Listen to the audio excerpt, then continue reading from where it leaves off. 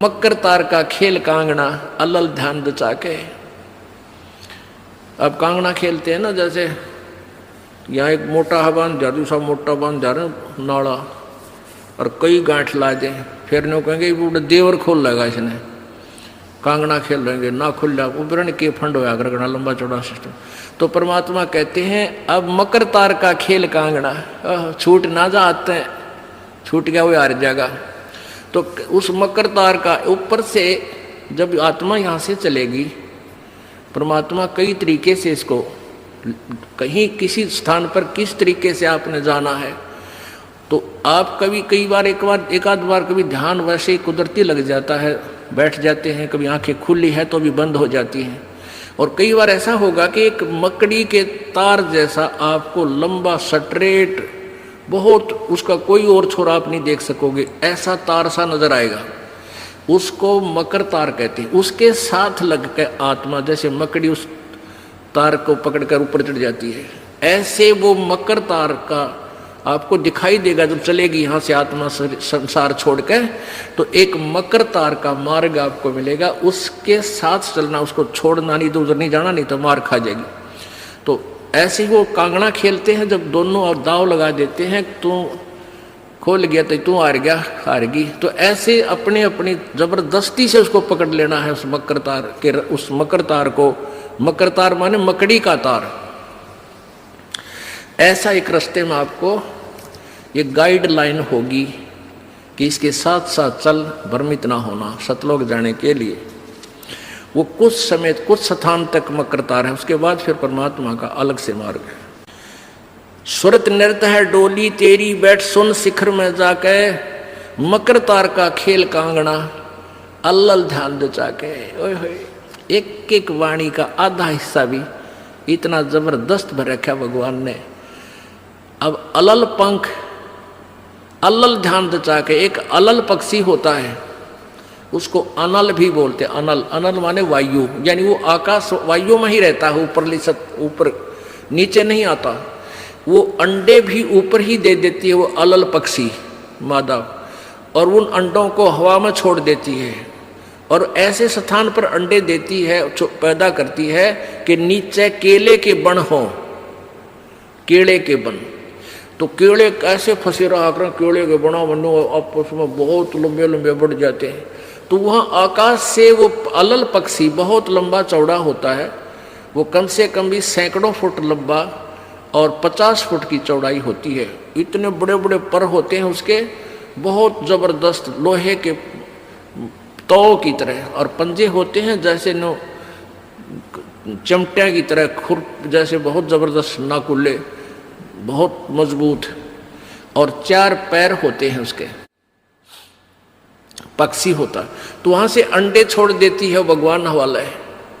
अंडे नीचे आते हैं हवा की घर्षण से, वो परवरिश को यानी वो पक जाते हैं, और केले के अच्छे भारा भारा अंडे होते हैं, वो 2-2 दड़ी के, और ऊपर तो 1-1 दड़ी के, 5-5 किलो के, और ऊपर तो आते ही वो केलों के पत्तों पर आकर गिरते हैं। उन केलों को तोड़ते हुए सपीटते नीचे आते हैं। तो केलों पर गिरने से, उन केले पर गिरने से, उन पेड़ों पर, तो उसकी स्पीड कम हो जाती है, और तो केले को तोड़ता हुआ वो आसानी से आकर नीचे पड़ता है, और पड़ के फूट जाता है, उसमें से बच्चा निकल जाता है। वो बच्चा वहाँ फिर उस वन में घूमता है, फिरता है, चारा चरता है, और फिर कुछ दिनों में वो उड़ने लग जाता है, यानी परिपक्व हो जाता है, वो प्रफुल्लित हो जाता है, और वो उड़ उड़ कर देखता है, काफ़ी दूर तक उड़ता है, फिर वापस आ जाता है, 1-2 साल तक वही रहता उस वन में। उन पक्षियों के साथ भी घूमता, अपने मित्रों के साथ जो दूसरे पक्षी होते हैं, अन्य जीव जंतुओं के साथ भी घूमता है, लेकिन उनमें उसकी मित्रता नहीं रहती है, क्योंकि उसको पता होता है कि मेरे माता पिता ऊपर हैं, यहाँ नहीं है। पुण्यात्मा, ये बहुत ही उत्तम ज्ञान है और छुपा हुआ ज्ञान था, ये तत्व ज्ञान है। इसको समझाने के लिए बहुत से उदाहरण आपके समक्ष पेश करने पड़ते हैं, ताकि आत्मा अपने परमात्मा की तरफ आकर्षित हो जाए। आपने कैसे रहना इस संसार में, ये अलल पंखी के अलल पक्षी के बच्चों की तरह।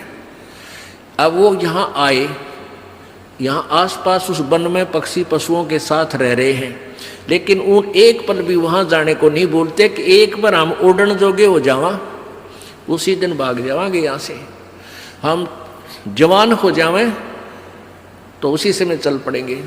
तो जब वो युवा हो जाते हैं और खूब उड़ने योग्य हो जाते हैं, तो चलते समय कहते हैं 5 हाथियों को वो पक्षी अलल पक्षी ऐसे लटक, क्योंकि उन केड़ों के वन में हाथी के भी झुंड के झुंड होते हैं, वहाँ होते थे पहले समय में, तब बने ना रहे, तो वहाँ झुंड के झुंड हाथी होते हैं, नो एक दूसरे के सट के चला कर सैकड़ों की संख्या में, कई झुंड। तो वो अलल पक्षी उनके ऊपर झपट्टा मारता है और उसके इतने तेज वो होते हैं 1.5 फुट के पंजे, और उनको ऐसे फंसा लेता है चारों हाथियों को, 4 हाथियों में, 5 और 5वें ने नोक मुंह के साथ। कहते 5 हाथियों को उठाकर वो अलल पक्षी आकाश में चला जाता है अपने माता पिता के पास, और फिर उनका आहार लेकर जाता है, वो आहार उससे उनसे करते हैं। तो अब आप यहाँ आए हो अलल पक्षी की तरह ध्यान रहे, एक पल भी वो पक्षी का बच्चा अपने माता पिता को नहीं बोलता कि मैं यहाँ का नहीं हूँ, मेरे तो ऊपर है माता पिता, और जब मैं यहाँ से जब जाने जोगा हो जाऊंगा 1 मिनट में चल पड़ूंगा।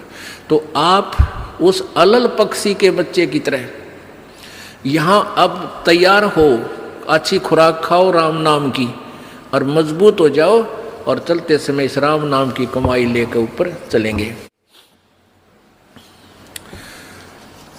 अब कहते हैं अलल ध्यान जचा के वो पक्षी का बच्चा एक पल भी वो यहाँ रह ही नहीं सकता, उसको ये पता होता है, कॉमन सेंस होती है कुदरती, कि मेरे माता पिता वहाँ है, जिस दिन मैं यहाँ से जाने योग्य हो जाऊंगा एक पल नहीं रहूँ यहाँ पर। तो ऐसे आपने ये हर दिन उस सतलोक में जाने का अलल पक्षी की तरह यू ध्यान लगा कर वो जचा कर रखनी है, इसको भूल नहीं पड़ने देना।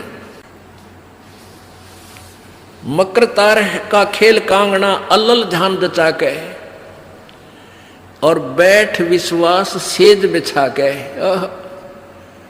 जो शब्द छैल आवे है। अपनात्मा कह कबीर सुनो भी साधो, मैं तो हूं विश्वास में, जो क्रिया जो साधना आपको बताई जाती है वो साधना वो है जो सब सदग्रंथों में प्रमाणित है, और वो है जिन महापुरुषों ने परमात्मा पाया उन्होंने भी यही क्रियाएं की। तो आप एक विश्वास रूपी सेज पे, जैसे दुल्हन होती है अपने पति के इंतजार में वो बैठ जाती है, तो ऐसे ही कहते तू अपना विश्वास रूपी सेज बिछा के इंतजार कर उस परम पिता के आने की। विश्वास तेरी सेज है, यानी तेरा विश्वास है तो मालिक आवेगा, और विश्वास नहीं है तो ही वहां से चला गया कि तो फिर पति कहाँ मिलेगा। कहने का भाव ये है कि डगमग नहीं होना है, अपना विश्वास दृढ़ रखना, जो बताया गया ये विधि और यही भक्ति आपको परमात्मा मिलाएगी। यानी शब्द छैल का अर्थ है वो अविनाशी परमात्मा, शब्द अर्थ अविनाशी को कहते हैं। अविनाशी परमेश्वर तेरा पति तुझे वहां लेने आएगा, और इस प्रकार हम परमात्मा पाएंगे। बोलो सतगुरुदेव। परम पिता परमेश्वर सर्वसृष्टि रजनहार कुल मालिक कबीर देव कबीर साहब अल्लाहु अकबर, ये वो समर्थ परमेश्वर हैं जो इस प्राणी को काल के जाल से छुटवा सकते हैं।